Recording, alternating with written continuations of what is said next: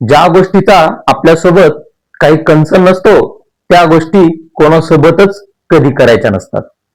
पण काही काही लोकांना उच्चापाट्या करायची खूप घाणेरडी सवय असते आणि हीच सवय मंग्याला होती.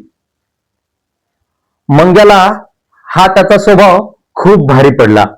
मंग्याचा याच्यात काहीच दोष नव्हता, पण गावातील सगळे मंग्याला दोषी ठरू लागले.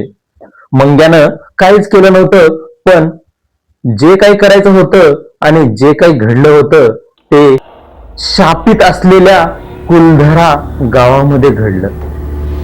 तिथे आत्ता राहणाऱ्या लोकांचा असा दावा आहे की हे गाव 300 वर्षापूर्वी पालीवाल ब्राह्मणांनी शापित करून ते तिथून निघून गेले. कारण कुलधरा गावातील एक सुंदर कन्या, तिच्यावर एका राजाची वाईट नजर पडली. त्या पालीवाल ब्राह्मणांनी त्यांच्या मुलीच्या आबरूसाठी, इज्जतीसाठी एकाच रात्रीत पूर्ण गाव खाली केलं. फक्त गाव खाली केलं नाही, तर त्या गावाला श्राप दिला की या गावात आमच्या नंतर कोणीही सुखी नाही राहणार. चला तर मग मित्रांनो, त्या तिघांनी कुलधरा या शापित गावाला कशी भेट दिली आणि त्यांच्यासोबत काय घडलं हे आपण आजच्या स्टोरीमध्ये बघू. जेव्हापासून राजानं कुलधरा गावातील त्या सुंदर मुलीला बघितलं तेव्हापासून राजाची झोप उडाली. राजा त्या मुलीच्या घरच्यांना भेटायला गेला आणि त्यांना म्हणाला, तुमची मुलगी मला खूप आवडली, मला तिच्यासोबत लग्न करायचं. पण तिच्या घरच्यांनी साफपणे नकार दिला. कारण त्यांच्या बिरादरीत त्यांचं नाक कटण्याची भीती आणि परंपरा तोडून कसं काय आपण आपल्या मुलीचं लग्न त्या राजासोबत लावून देणार, म्हणून त्यांनी राजाला नकार दिला. राजा पुन्हा तिथं गेला आणि म्हणाला, तुमच्याकडे 10 दिवसाचा टाइम आहे. पूर्ण विचार करून तुमचा निर्णय कळवा. 10 दिवसाच्या नंतरही तुम्ही जर माझं तुमच्या मुलीसोबत लग्न नाही लावून दिलं तर मी सर्वांचा वध करेल. गावातील सर्व पालीवाल ब्राह्मण राजाच्या ह्या बोलण्याला घाबरले आणि ब्राह्मणांनी मीटिंग भरवली. म्हणजे सगळे सगळे ब्राह्मण एका जागी आले आणि त्यांनी एका रात्री आपण सगळेजण हे गाव सोडून जाऊ असा एक ऐतिहासिक निर्णय घेतला. असं केलं तरच आपल्या मुलीची आबरू वाचेल. आणि ते त्याच रात्री सगळं सामान तिथंच सोडून ते निघून गेले. पण ते फक्त असेच न जाता त्यांनी त्या गावाला शाप दिला. ज्या गावात, ज्या घरात आपल्या एवढ्या आठवणी, आपलं सगळं सामान आणि त्यात अडकलेला आपला जीव, हे सगळं सोडून जाताना त्यांचा आत्मा किती कलपला असेल. एका मुलीच्या आबरूसाठी जवळपास 90 परिवारांनी आपल्या गावाचा त्याग केला. जाताना त्या राजाला कोसून गेले आणि म्हणाले, इथं आमच्या नंतर कोणीही सुखानं राहणार नाही. आणि इथल्या लोकांचा असा दावा आहे की त्या गावात रात्री कोणी गेला तर तो कधीच वापस आला नाही.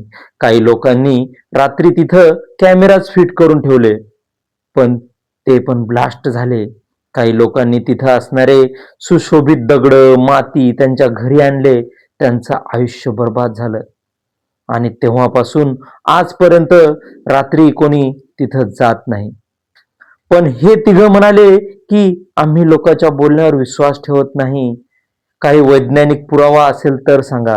आणि त्यांना ही शापित जागा बघायची तीव्र इच्छा झाली होती व ते तिघं निघाले. मंग्याला माहित झालं की हे तिघं कुठंतरी चालले. ते तिघं सकाळी 6 वाजताच निघाले. त्यांच्या घरच्यांना पण माहित नव्हतं की ते हे कुठं चालले. तिघं, सत्या, किशोर आणि पवन हे या तिघांचे नाव. किशोरकडे गाडी होती आणि ते त्याच गाडीने तिघजण निघाले. गाडी मात्र सत्या चालवत होता. तिघांच्या मनात एक्साइटमेंट दाटलेली होती. ते दुपारी निघाले. 1 वाजता भुका लागल्या. ते जेवायला एका धाब्यावर थांबले. जेवण पोटभर करून आता मात्र त्यांना आळस येऊ लागला, म्हणून त्यांनी तिथंच थोडासा आराम केला. रस्ता अजून बराच शिल्लक होता. दुपारचे 3 वाजले.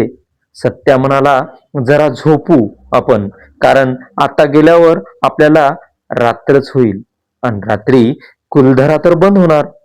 किशोर म्हणाला, अबे मग काय, आपल्याला बंद झाल्यावर तर मध्ये जायचं, रात्रीच्या वेळेस तर आपल्याला कुलधरा बघायचा. तेवढ्यात पवन म्हणाला, नाही यार नाही, नको नको नको, आपण उद्या सकाळी उठू, आपण सकाळी जाऊ. त्यांच्यात नाही हो असं करता करता त्यांचा निर्णय झाला की आपण तिथं सकाळी 6 वाजता पोहोचू. पण त्यासाठी आपल्याला सकाळी 4ला उठावं लागेल, कारण इथून 2 तास तरी आपल्याला लागतील. असं बोलून ते तिघजण तिथंच एक लॉज करून तिथं थांबले. झोपी गेले आणि सकाळी ठरल्याप्रमाणे 4 वाजता उठले. गाडी रस्त्यावर घेतली. शहर शांत झोपलेलं होतं. सगळा रस्ता सुनसान होता. किशोर आता गाडी चालवत होता. पूर्ण अंधार पसरलेला. गाडी भर वेगात चालली होती. किशोर अचानक किशोरने पाहिलं की गाडीसमोर एक मांजर आडवं गेलं. किशोर घाबरला.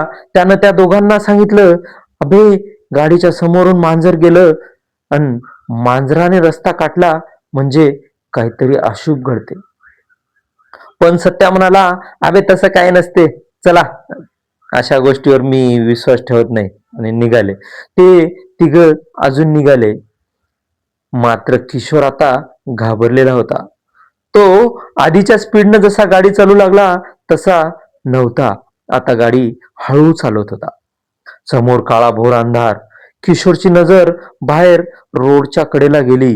एका झाडावर एक लटकलेली बाई त्याला दिसली. त्यानं गाडी थांबवली. अचानक ब्रेक मारला. सत्या आणि पवन म्हणाला, अबे काय झालं?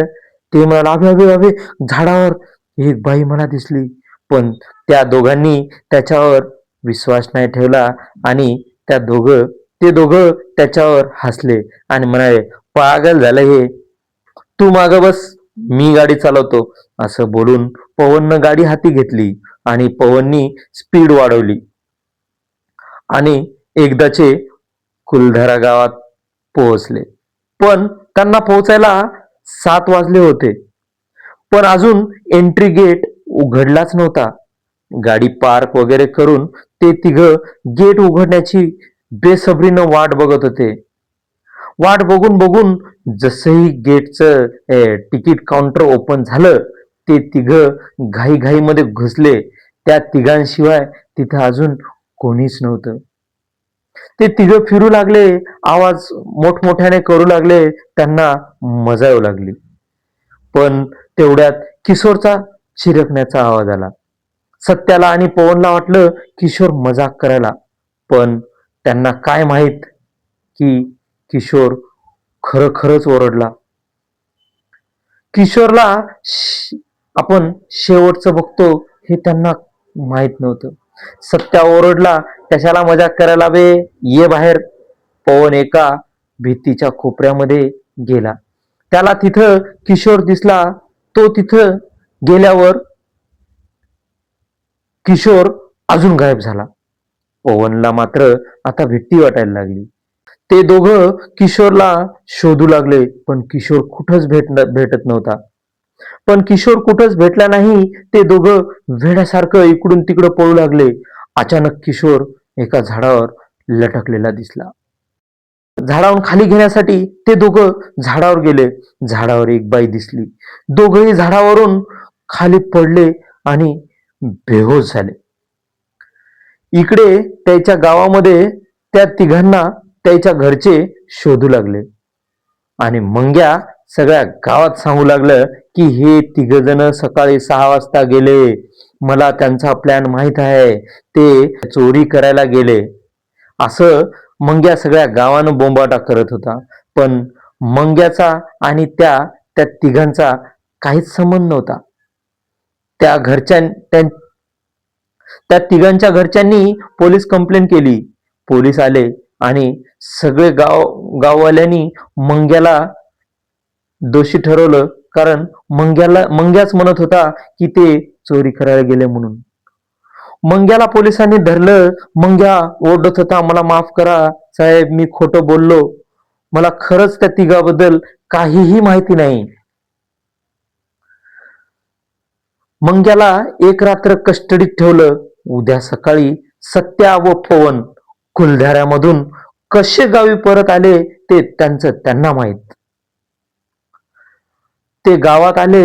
गावात आल्यावर सगळा झालेला प्रकार गावातल्या लोकांना व पोलिसाला सांगितला. मग पोलिसांनी मंग्याला सोडून दिलं. पण तिकडं किशोर वापस आलाच नाही. किशोरचा काही पत्ताच नव्हता. सगळं गाव हैराण परेशान होतं. नंतर हे गुपितच राहिलं. मित्रांनो, कशी वाटली स्टोरी कमेंट करून सांगा. आणि अशाच नवनवीन आणि थरारक गोष्टी ऐकण्यासाठी आमच्या चॅनलला सबस्क्राईब करा.